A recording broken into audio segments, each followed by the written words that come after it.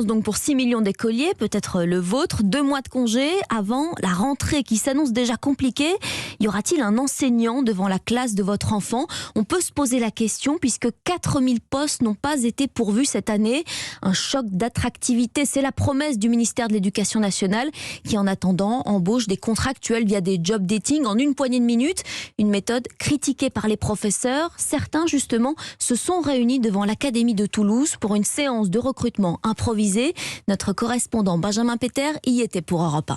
Je viens pour le poste d'AZ. C'est bien ici? Ils ont installé leur bureau de recrutement juste devant le rectorat. Cravate nouée autour du cou, ils voient défiler les candidats au poste de recteur, inspecteur, même ministre de l'Éducation nationale. Très bien, merci. Donc présentez-nous vos ambitions pour l'Académie de Toulouse. Pour Marie Gascard du SNUIPP 31, il s'agit de dénoncer le recours massif aux contractuels. Comme on nous méprise en recrutant des contractuels sans formation, avec parfois juste un bac plus 2. Si c'est la contractualisation, alors voilà, on le tourne un peu en dérision en recrutant à tous les échelles de la fonction publique des contractuels. Et pour éviter d'avoir besoin de tant de contractuels, Xavier Mouchard de la FSU estime qu'il faut rendre le métier plus attractif. S'il manque de postes, ça veut dire que notre profession n'attire plus personne. Beaucoup de collègues sont dégoûtés par le métier, il y a beaucoup de démissions. Ce qu'il faudrait faire, c'est revaloriser les salaires et les conditions de travail, les effectifs dans les classes, l'école inclusive, les gamins en situation de handicap qui ne sont pas accompagnés sérieusement. On ne comprend pas qu'ils ne s'en rendent pas compte là-haut. Et la plupart sont sceptiques sur les 2000 € en début de carrière annoncés par le ministre Pap Ndiaye il y a quelques semaines, alors qu'il faut près de 15 ans aujourd'hui à un enseignant